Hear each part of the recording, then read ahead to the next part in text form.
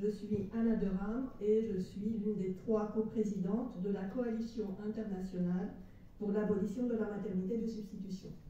Notre coalition est une association française qui rassemble une 50aine d'associations et de mouvements pour les droits des femmes de 15 pays. Si la majorité de nos membres se trouve en Europe, nous avons également des membres dans les pays d'Amérique du Nord, d'Amérique du Sud et en Asie. Notre coalition observe et analyse avec préoccupation la pratique dite de maternité de substitution ou de gestation pour autrui, GPA.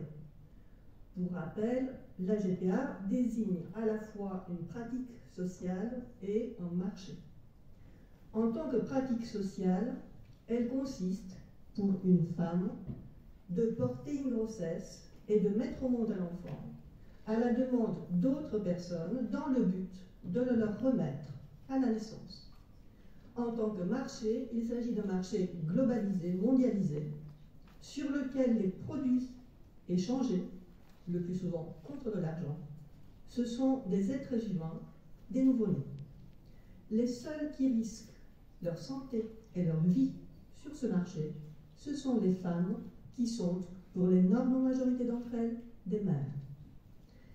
Ces pratiques et ce marché sont basés principalement sur les inégalités entre les femmes et les hommes et aussi sur des violences faites aux femmes. Des violences médicales, sociales, économiques, symboliques. Ces violences sont invisibilisées sous prétexte de libre choix et de consentement. Parlons-en justement du consentement.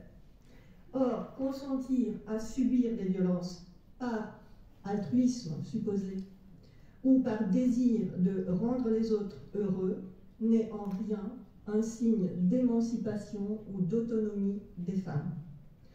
Les intérêts économiques et financiers en jeu dans le développement de ce marché, dont la promotion, hélas, se répand, y compris en France, font la force des campagnes d'influence auprès des organisations internationales, dont l'Union européenne.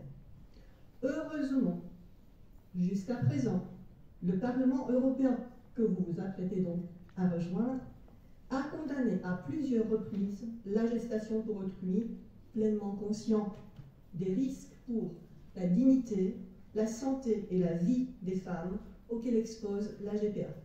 Il l'a fait, pour rappel, en 2015, en 2017, 2 fois en 2021, plus récemment en 2022.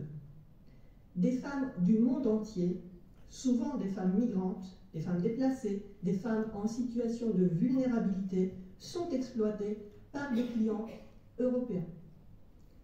Alors, malgré cette position renouvelée dans le temps, il y a aujourd'hui 2 initiatives en cours qui portent sur la GPA et qui sont particulièrement inquiétantes pour le respect des droits humains des femmes, en Europe et ailleurs dans le monde. Elles sont inquiétantes parce qu'elles visent uniquement à satisfaire les intérêts du marché en pleine expansion. La première, c'est la participation de la Commission européenne aux travaux de la Conférence de La Haye du droit international privé, sans que cela fasse partie de ses compétences reconnues dans les traités. Ils nous l'ont dit, ils nous l'ont confirmé, on l'aura écrit, on a demandé, ils nous ont dit c'est pas dans nos missions. Sans prendre en considération la traite et l'exploitation dont les femmes sont souvent victimes à but de GPA, la Commission soutient la production d'un instrument international pour garantir les effets des contrats marchands de GPA.